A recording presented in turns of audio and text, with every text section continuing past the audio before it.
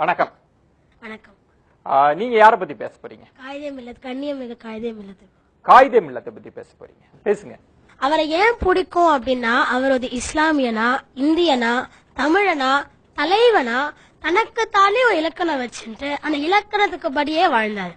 அவர் நிறைய பதவிகள் வகிச்சாரு. அவர் Indian constituent அசம்பிளியோட ஒரு உறுப்பினர், முஸ்லிம் லீகோட தலைவர், சட்டமன்ற நாடாளுமன்ற உறுப்பினர் மற்றும் பல பதவிகளை வகிச்சார். அவர் இவ்வளவு பதவி வகிச்சாலும் அவர்கிட்ட எனக்கு ரொம்ப பிடிச்ச தன்மை எளிமை. அதற்கு ஒரு எடுத்துக்காட்டு சொல்றேன். அவர் குரோம்பேட்டையில ரொம்ப சின்ன வீட்டுலதான் வாழ்ந்தாரு. அவங்க வீட்டுக்கு யாராச்சும் வந்தாங்கன்னா அவங்கள உட்கார வைக்க கூட அந்த வீட்டுல இடம் கிடையாது. அது மட்டும் இல்லாம அவர் மண்ணடி அலுவலகத்துக்கு போனோம்னா மின்சார ரயில்ல புறப்பட்டு கடற்கரையில இறங்கி அங்கிருந்து ரிக்ஷால தான் மண்ணடி அலுவலகத்துக்கு போவாராம். நிறைய பேர் அவருக்கு கார் வாங்கி தரான்னு சொல்லி அதெல்லாம் அவர் மறுத்துட்டாரு. எனக்கு அதெல்லாம் வேண்டாம் அப்படின்னு சொல்லிட்டு. அப்புறம் நம்ம எளிமைன்னு சொன்னோம்னா அப்துல் கலாம் ஐயாவை தான் மெயினா பார்ப்போம். ஆனா இங்க என்ன அதிசயம்னா, அப்துல் கலாம் ஐயாவுக்கே எளிமையில இவரோட முன்னோடி அப்படின்னு நம்ம சொல்லலாம். தேவிக்குளம் பீர்மேடு அப்படின்னு 2 இடம் இருந்தது. அந்த 2 இடம் கேரளாவுக்கு போயிடும் அப்படின்ற நிலை வந்த போது காமராசர் அது இந்தியால தானே இருக்கு அப்படின்னு சொன்னாரு.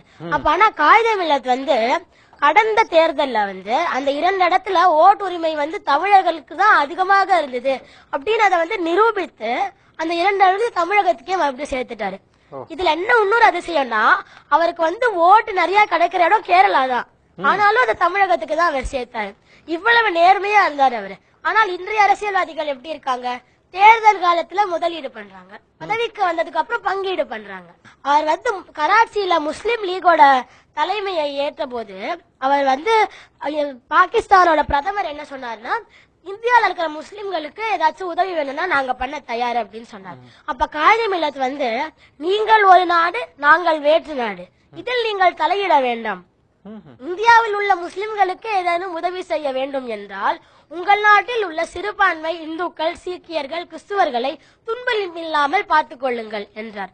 அவர் இஸ்லாமியனாக இருந்தும் இப்படி சொல்றார் என்றால் அவருக்கு எவ்வளவு மத நல்லிணக்கம் இருக்கும் சார். அவ்வளவு மத நல்லிணக்கம் கொண்டவர் அவர். இந்திய திருநாட்டினுடைய தேசிய மொழியாக எது வர வேண்டும் என்று சிந்தித்த போது முதுமையான மொழியாகவும் எல்லா கருத்துக்களையும் தன்னகத்தை கொண்ட மொழியாகவும் இருக்க வேண்டும் என்று சொன்னால் தமிழுக்கு ஈடு இணையுள்ள மொழி வேறு என்றும் கிடையாது.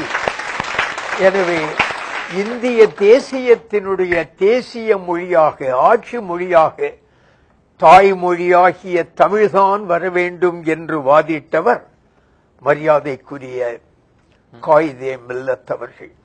ஒரு காலகட்டத்திலே வேறு வழியில்லாமல் இந்தியாவுக்கும் பாகிஸ்தானுக்கும் சண்டை வந்துவிட்ட நேரத்தில் காயிதே மில்லத் என்ன சொன்னார் என்றால், பாகிஸ்தான், நீ எங்கள் நாட்டின் மீது படையெடுக்கின்றாய், எனக்கு பிறந்திருப்பது ஒரே மகன், இந்திய திருநாட்டுக்காக என் ஒரு மகனை உன்னை எதிர்த்து போரிடுவதற்கு நான் அனுப்புவேன்.